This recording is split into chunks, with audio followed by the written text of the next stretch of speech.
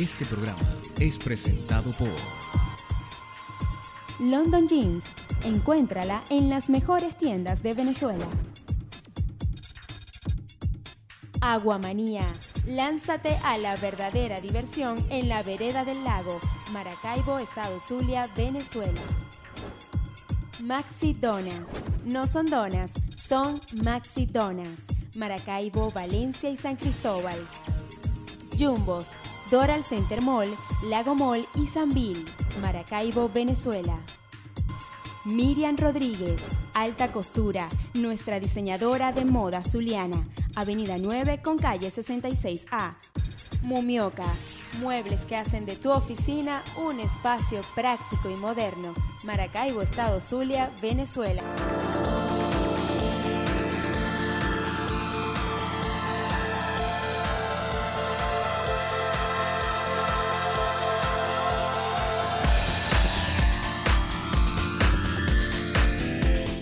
Televidentes de Atel Televisión, en estos momentos me encuentro en el salón Kini Kini del Hotel Hyatt de la isla de Aruba, cuando faltan pocos segundos para que la actriz Kim Cattrall de la película Meet Mónica Velour, la cual está presentando en estos momentos en el Festival de Aruba Internacional de Cine en su segunda edición, ya va a entrar y ya va a comenzar, y nosotros queremos llevarles a ustedes las preguntas y respuestas más interesantes del conversatorio que se va a llevar a cabo en este salón Kini Kini del Hotel Hyatt. Disfrútenlo.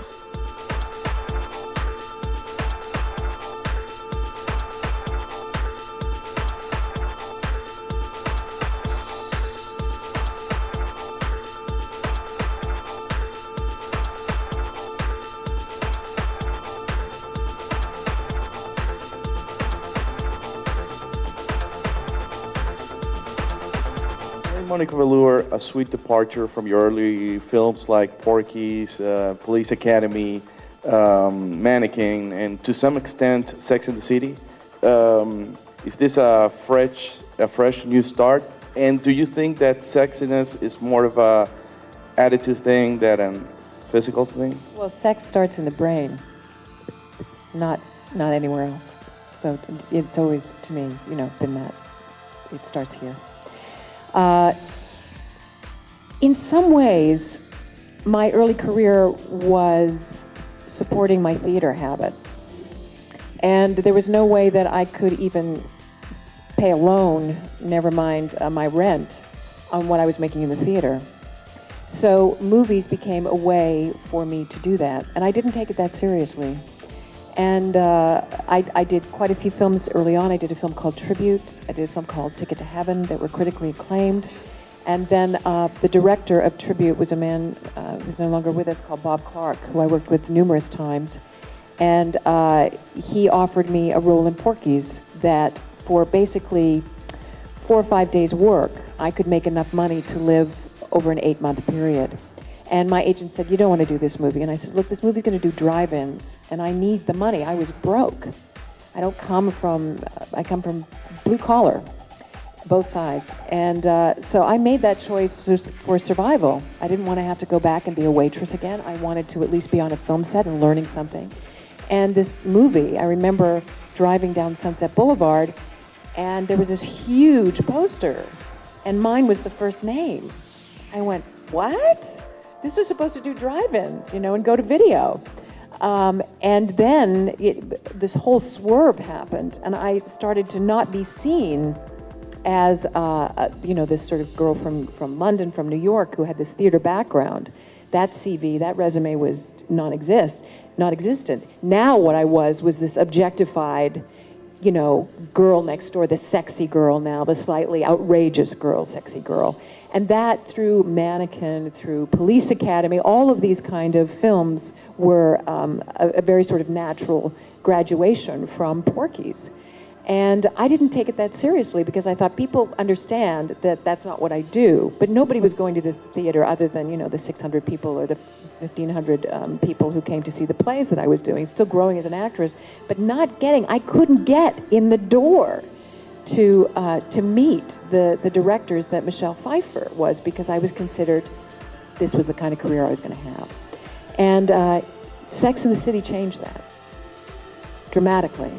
Suddenly people said, oh, well, wow, I didn't know. Well, this is interesting. Still sexuality. That's why this film was so interesting, because it's the flip side of it.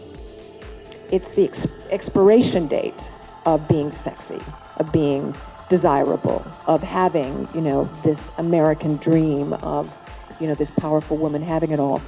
The reality of playing a character who has none of that is, you know, that's where the real stuff is. If your character, Samantha Jones from Sex and the City, were here in Aruba with her friends, what would they be doing, or what would you be doing, Samantha Jones, right now? But the last part of the question... Drinking, I think. Drinking? On the beach. And looking at the boys go by. Okay. Yeah, I think that would probably be it. And the second part of the question was, what will Monica Velour be doing in Aruba right now? This could also probably be for the director. Same thing. She couldn't believe her luck that she would ever come to such a paradise, really, from a trailer park in Indiana. Tremenda la conferencia de prensa de la actriz Kim Cattrall aquí en Aruba. Bueno, la actriz se notó muy pero muy abierta, muy sincera, natural, sin aires de celebridad de Hollywood. Estuvo aquí para hablar, por cierto, de la película Monica Velour, que fue la película que abrió el Festival Internacional de Cine en su segunda edición anoche. Y bueno, habló de su carrera, habló de este papel donde interpreta a una ex actriz pornográfica que conoce a un joven adolescente que es gran fanático y juntos encuentran el camino para madurar. Yo creo que fue una ocasión espléndida de que ella hubiera hablado abiertamente, sin tapujos, sin aires de celebridad. Y bueno, seguiremos entonces la pista de las otras celebridades que seguirán viniendo para acá a la alfombra roja mucho más tarde, y estaremos entonces pendientes.